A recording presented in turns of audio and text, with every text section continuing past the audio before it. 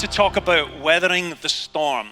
It's something that I really think that Crystal and I have been going through this year personally, and it's been a personal journey that has affected us of just challenges that we've had in our lives this year. And it's one of these things where it's like, I'll go through it, but I don't want to talk about it, God. And then suddenly we go through a storm, a physical storm, and I really felt God woke me up in the middle of the night and say, now's the time to talk about this. And I don't want to talk about this, but this is now the time to talk about it. What is a storm? A storm is a violent disturbance of the atmosphere. We've all just gone through a major storm, a storm that got up to just shy of a category 5 that hit Florida, whipped across Florida, and went up to the southern states. And so many of us know exactly what a storm is like. We've seen it on TV or we've personally experienced it. It's when elements turn extreme, coupled with strong winds and precipitation. We just had this with Hurricane Ian. Powerful natural events overpower our human exploits. Everything that we have bought, everything that we have built, everything that we have created suddenly get tested and even decimated by a specific storm that comes and takes us down. The word storm is something that we use in either to also try and describe personal things that we're going through. Maybe not natural elements in the atmosphere have overcome us, but maybe a calamitous event has taken you by surprise. Maybe someone who you loved very much has died recently. Maybe you've had a betrayal of a friend who disappointed you and your trust was violated. Maybe you just lost a job. Maybe you had a loss of health, or a dream was delayed, or a relationship was broken, or a security was taken away from you. All of these storms are basically things that can fill up our lives, and we can sometimes go from one storm to the next. Summed up, it's a disturbance of the atmosphere in our lives. This is what the dictionary says. A violent disturbance of the atmosphere. And when there's a disturbance of the atmosphere in your life, it changes how you feel, it rearranges your priorities, and it affects your behavior and how you start responding to life. Chris and I think, went through some storm today, this year, and it's not really something I want to talk about, partly because I don't like talking about things that do feel personal to me, and also I don't really want to talk about these things because there are other people who have gone through way worse than I have. But it would seem this year, we went through a year of just bleeding cash. Some of you might feel like you're always living there and you're always there. But I like to usually try and be prepared. I like to try and be the type of person who saves for the future. I want to be well planned. I want to be the church to be in a very financial stable position. I personally want to be in a financially stable position. I'm sure you all do as well. But we had cars breaking down. We had huge health costs this year. We've had breakages on our house. It just seems to come one thing after another. I mean, our rainy day fund, just disappeared. We have all had rainy day funds, right? And then the rain comes, and it turns out it's actually a storm, it's not rain. Like, shoot, I should have made a stormy day fund, not a rainy day fund. And then for the last 2 years, the IRS have not decided to give me my refund back because they decided to say, we're on backlog, we think we need to look into your stuff more, so we can't give you your money. And it's easy for you to get angry because you're like, but I need that money. I have problems in my life. I have a storm in my life. How dare this IRS company come and take my life away and ruin my life when I could use that money?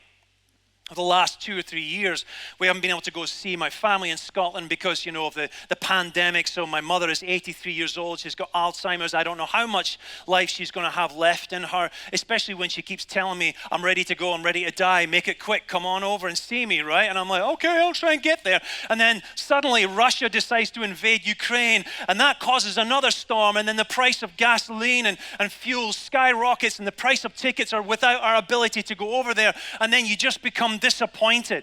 And then just a month ago, we're sitting in our house having a lovely cup of coffee in the morning in our bed, and all we hear is crunch, and I'm like, oh, must be a storm that's coming. There wasn't. It was blue skies. My daughter runs through. A tree just fell in the house. Wonderful. That's what I needed, Jesus. Thank you. Let's pray together as a family right now. And this tree busted up my roof and busted up his staircase and just busted up a whole bunch of stuff. And I'm looking at this going, that's great. This is exactly what I needed in life right now, especially when I don't have any savings right now. But don't worry about it, Peter. The insurance will take care of it. You know what I've learned about insurance? They don't take care of all stuff. Turns out this huge, big, big, huge tree that falls on top of my house, they'll only cut the part that actually landed on your house. That's the part they pay for. And I'm like, but that's only 1/10 of the part that busted my house. What's going on? That's your problem. Oh, that's great. Wonderful. I love insurance companies. Pray for them every day. And then the other tree that was on the other side of that tree, it decides to fall the other way 2 weeks later into my neighbor's yard and busts up all there in the yard. And now I have to clean up the whole thing. Then I had 2 other trees that were leaning over my house, and I'm like, I have to take them out because they just died. So now I have to take out these trees. And then there was 4 other trees that were leaning over my neighbor's house. And I'm like, live peaceably with your neighbors is what the scriptures say. I better take these trees out. So I am spending money I don't have. Where was Sam Youngman when I needed him, right? Nowhere. And here I have all these wonderful problems. Even got to the point where the guy came to pick up the rest of the money, and I only had, for the rest of the money for this specific project, and it was $2,500 I still had left to pay off, and I had $2,500. He goes, no, it's only $2,000. I said, no, you told me it's $2,500. And he goes, did I? He said, are you sure? I think it's only $2,000. And I said, bro, I'm a pastor. I can't cheat on you. And then later on, I thought about it, and it's like, no, you don't have to be a pastor to tell the truth. You just have to decide whether you're following Christ or not following Christ. So I said, no, I have to give you this money. And he's like, all right, well, if you need a favor in the future, give me a call. Now, all along, you have to make a conscious decision to be careful to not complain. Why? Because there's other people who are out there who are going through worse things. You also don't want to be known as a complaining child when God is looking down at you and he has given his son to you. I don't want to be a complainer, God, but if you don't mind pulling your finger out and helping me out, this would be really good right now, Father. And yet it doesn't come. So I want to talk about what have I learned about weathering storms. And this is something that I've personally learned through going through some weathering storms. And the first one is this, that old matters seem to surface in a storm. Old matters seem to surface in storms. Things that once lived and are now dead settle to the bottom of life. In nature, leaves and branches, when they fall off the tree, they fall to the ground and they settle. They fall into the lake and they settle to the bottom of the lake. And once it settles down, things are settling because everything is calm in your life. But then a storm comes along and it stirs up those things to become projectiles in your life. And so old angers, old hurts, old betrayals get stirred up in your life, and old matters come to the surface and they turn into projectiles upon your life. I've had this in my own family throughout history. I've had this with friends where I've seen people who haven't dealt with things in their lives. And the problem was this, that when you don't deal with matters in your life, if you don't let old matters settle, if you don't let them get dealt with, you'll find that they'll come back and they will bite you in the butt. Get counseling. Face the pain. Why? Because if you don't deal with what you need to deal with, they will deal with you. They'll come back around and deal with you. I've had multiple friends that didn't deal with crap in their life and their marriages fell apart. Why? Because they didn't deal with the crap from the past. And either they decided to leave the marriage or their spouse decided to leave them because they couldn't deal with the junk that was still in their lives. The junk from the past, the matter that is dead matter that gets stirred up in a storm, and then you start getting triggered and you start having reactions, they become projectiles for yourself and for your marriage. Pastor Mark used to say this, during difficult times, some people get hysterical and some people get historical. They start bringing up the past. Look at this in Proverbs 4:23. It says, above all else, guard your heart, for out of it flows the issues of life. That means the matters of life. The things that matter to you in the past that might have settled down, they come to the surface again, and then you go through the same old stuff that you used to go through. eventually it will burn you out. My question for you this morning is, how are you spending time on yourself? In your heart, is your heart storm ready? Because God is going to allow storms. Are you going to be taken out by the flying debris of old matters in your life or in your marriage? Root out bitterness, root out unforgiveness. Here's the second thing I've learned about weathering storms, is you find out how much control you really have. Have you found that? You've built your house exactly the way you want it to be built. You put everything together, everything's wonderful, and then a storm comes along and it tests absolutely everything in your life. You know what I find sometimes when I'm in conversations with people? Sometimes I'll remind them, you know you're not really in control. And 9 times out of 10, they always say this, no, I know that. Really? Because it sounds the way that you talk and the way that you act, you think you should be in control. But I'm here to tell you, you're not in control at all. When you feel a loss of control, we often become more controlling, more obsessive, more critical, and short with our families, right? Hey, feel free to poke your spouse in the ribs right now if you want to do it right now, right? It's amazing how intense we get. Have we done this? Have you done that? And you become so much more intense and much more controlling and much more obsessive about things when things are not in control in your life. I found out when I was bleeding cash this year, it's amazing how I started to examine everything on what the price was. Do we really need this? Do we need to buy that thing over there? Don't get me wrong. I think it's good to cut back on things, etc. I got to the point where I was in the grocery store and I looked at a tube of toothpaste and I'm like, is there a cheaper version than this? Right? I was looking to maybe save 50 cents. 50 cents! That's how obsessive I became, right? Have you ever been like that yourself? No? Liars, you know you have. It's amazing how obsessive, to the point where I'm looking at this tube of toothpaste and the first thing that went through my head was, if the IRS would just get their act together, I'd be able to get out of this hole, right? Why was it a tube of toothpaste was connected to the IRS? Because you become obsessive. Now, again, I think it's good to examine everything. It's good to examine the price of everything, but not if it becomes a controlling thing for you. Why? Because eventually you'll burn everyone else around you. You'll burn them up. You'll burn up your relationship. You'll burn up your relationship with your children because they go, here's dad again, here's mom again, has to be in control and going off the deep end. The point is this, you were never really in full control in the first place. You never were. Storms always prove that. They wipe out your securities, they show your insecurities, and God allowed it all along. So who was in control of your life? Who? You'd like to say it's God, but maybe he's not been given permission if you're in a panic attack. Listen, your Father is in control, and if it's true, then relax. Why? Because he's a good Father. Why would we doubt our Father by acting like he's not a good father? Would you want your children walking around going, I just really hope my dad can pay the bills this week? If they are, you're causing your children stress. They need to know you're a good father and you're a good mother, you're a good brother, you're a good sister. They need to know they can rely on you, and the only way you're going to have that confidence is if you believe you have a good father. Is he following me so far? Here's my question. How are you spending time with God? How are you doing that? Storms reveal how much you really do trust God. Is your trust and your security storm ready? Here's the third one. Your affections can diminish in a storm. It's funny how when storms come along, the love starts to sink to the bottom. Showing or saying affection doesn't become a priority anymore.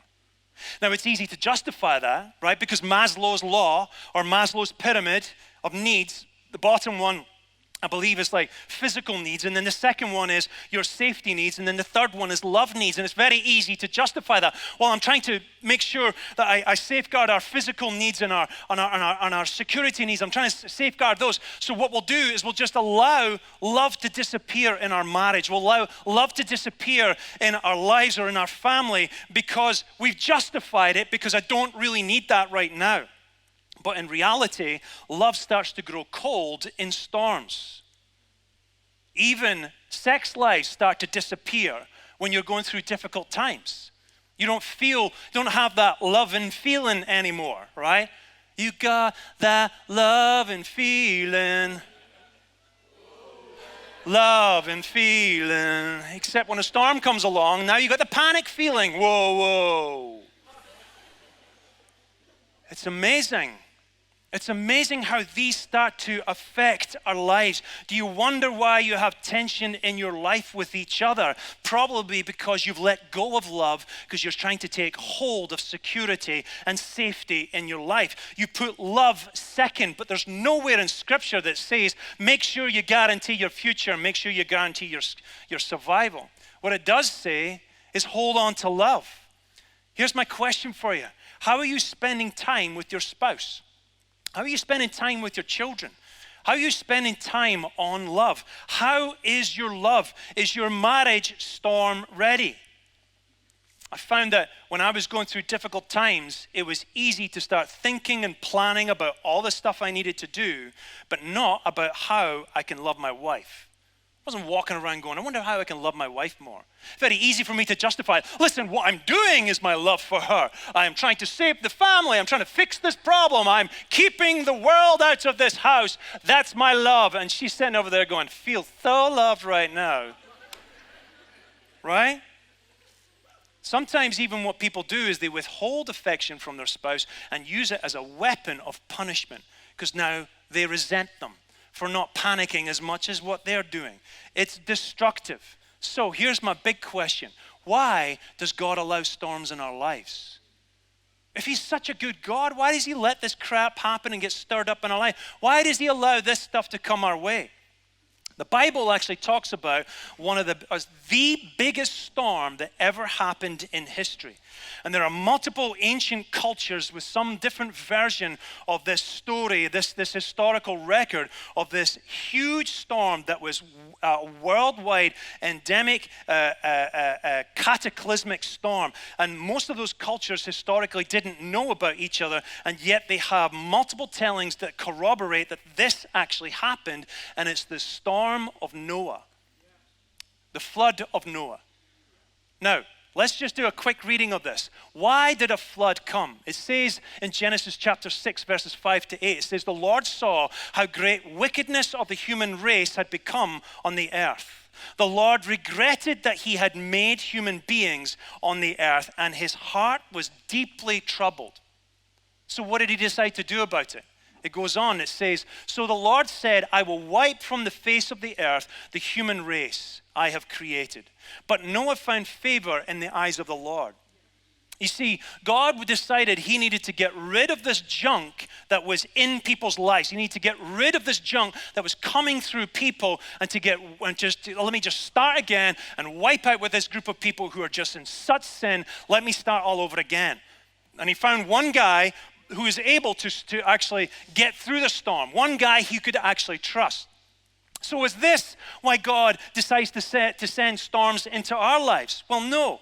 This is not why God sends storms into your life. He doesn't send storms to try and wipe you out. And the proof of this is after the flood, God said this. He said, never again will I curse the ground because of humans, even though every inclination of the human heart is evil from childhood. And never again will I destroy all living creatures as I have done.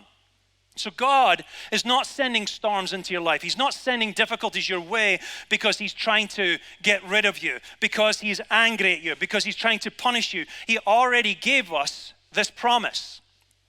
Years later, when Jesus was walking the earth, he said that in the last days will be very much like the days of Noah. Does that mean he's going to send a flood? No, it basically just says this, that the evil and the crap that is coming through people's lives will be the same as what happened in the days of Noah. And yet, God is still going to bring us a judgment. So, why does God allow us to go through storms if he doesn't want us to be harmed? Can I tell you why? James is the best place that tells us why he allows us to go through storms and difficult times. In chapter 2, it says this, consider it pure joy, my brothers and sisters, wherever you face trials. We could say storms right there. difficult times, challenges, whenever you face trials of many kinds, because you know that the testing of your faith produces perseverance. There it is. God is testing to see if we're waterproof. He's testing to see if we truly can survive, listen now, the future judgment that is going to come to all of us. You see, he brought judgment upon the earth during the days of Noah. He didn't go, I'll never do that ever again. I'll never judge anyone. No. He said he would never decimate the earth through a flood. It doesn't mean he's never going to judge us ever again. And then it goes on. Let perseverance finish its work so that you may be mature and complete. Why this word complete? Why is he trying to bring completeness to us? Not lacking anything, it says. If any of you lacks wisdom, you should ask God. Why do we need to be complete? We'll find out in a second. If any of you lacks wisdom, you should ask God, who gives generously to all without finding fault, and it will be given to you. But when you ask, you must believe and not doubt, because the one who doubts is like a wave of the sea, blown and tossed by the wind. That person should not expect to receive anything from the Lord. Nothing from God. He should not expect to receive any blessing or any eternal life from God. What James is telling us here is he's saying a judgment will be brought to every one of us. A testing will be brought to each and every one of us. I believe the reason why God brings us storms and allows us to go through these things is because God tests for holiness. When I was a child and I used to work with my father doing projects, there was a question he used to always ask me, is it true? It's not because he was asking to see if I was lying. But my dad used to be a marine engineer where he used to design and build ships. And he said there was a word that you always used in nautical terms when you asked when something was true. Because when something is true, it has the integrity to withstand the testing that it's about to go through. When a ship is true, it has the integrity intact to keep out the water and to keep safe the cargo. My question to you this morning is your life true? If it's not true and it doesn't have the integrity that it needs inside of itself, you will not last the final judgment that will come our way. This is a serious thing. This is not the feel blessing and feel all googly feelings as you walk out of here. This is a testing, because this is the calm before the real storm that will come our way. Listen, most people think that Jesus died to save us from sin. Can I tell you what he really died to save us from? He died to save us from the wrath of God. He died to save us from the judgment of God.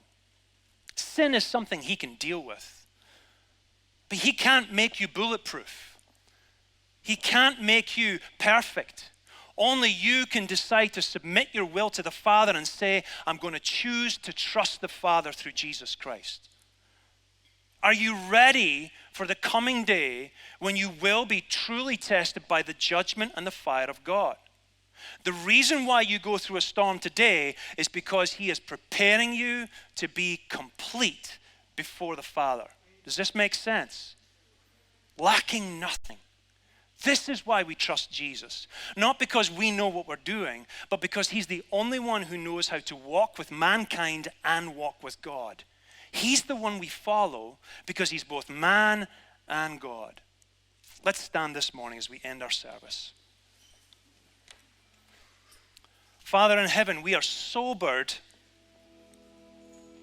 that we have a reminding thing like Hurricane Ian that comes through and it decimates our land. We're reminded of how fragile we are, how dependent we are upon you. And I pray, Father, that you would give us confidence and boldness to turn to you once again. Forgive us, Father, for doubting you. Forgive us for trying to be in control. Forgive us for allowing our own hearts to go being tossed to and fro like James said.